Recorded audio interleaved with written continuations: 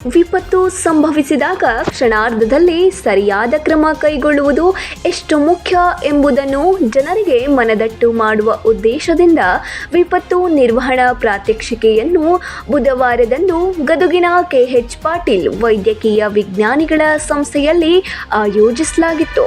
ಈ ಕಾರ್ಯಕ್ರಮವು ಜನರಲ್ಲಿ ವಿಶೇಷ ಆಸಕ್ತಿ ಮೂಡಿಸಿತು.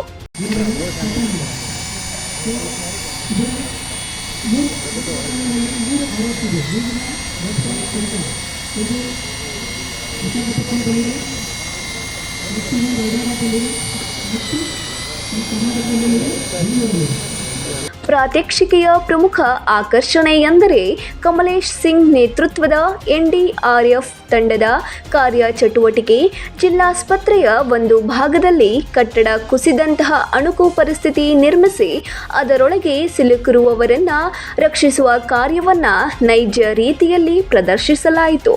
ಈ ಕಾರ್ಯಕ್ರಮದ ಮೂಲಕ ವಿಪತ್ತು ಬಂದಾಗ ಮಾತ್ರ ಸಿದ್ಧರಾಗಿರುವುದಕ್ಕಿಂತ ಮುಂಚೆಯೇ ಜಾಗೃತರಾಗಿರಬೇಕು ಎಂಬ ಸಂದೇಶವನ್ನು ಜಿಲ್ಲಾಡಳಿತ ಹಾಗೂ ಎನ್ಡಿಆರ್ಎಫ್ ಸ್ಪಷ್ಟವಾಗಿ ಸಾರಿತು. ಈ ವೇಳೆ ಜಿಲ್ಲಾಧಿಕಾರಿ ಸಿಎನ್ ಶ್ರೀಧರ್ ಕಾರ್ಯಕ್ರಮದಲ್ಲಿ ಮಾತನಾಡಿ, ವಿಪತ್ತುಗಳು ಯಾವಾಗ ಬೇಕಾದರೂ ಸಂಭವಿಸಬಹುದು, ಆದರೆ ಅದಕ್ಕೆ ನಾವು ಸಿದ್ಧರಾಗಿದ್ದರೆ ನಷ್ಟವನ್ನು ಕಡಿಮೆ ಮಾಡಬಹುದು, ಜೀವಹಾನಿ ತಡೆಯಬಹುದು.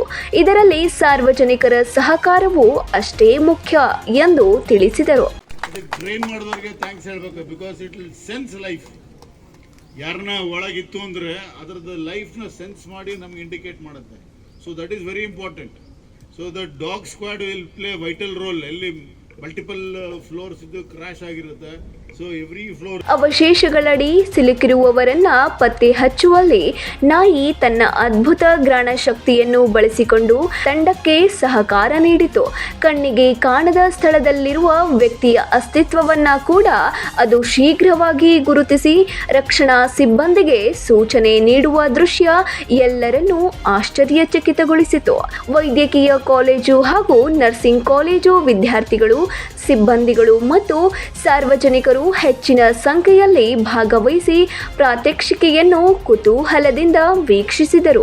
ವಿದ್ಯಾರ್ಥಿಗಳಿಗೆ ಇದು ನೈಜ ಕಲಿಕೆಯ ಮಹತ್ವದ ಅನುಭವವಾಗಿತ್ತು.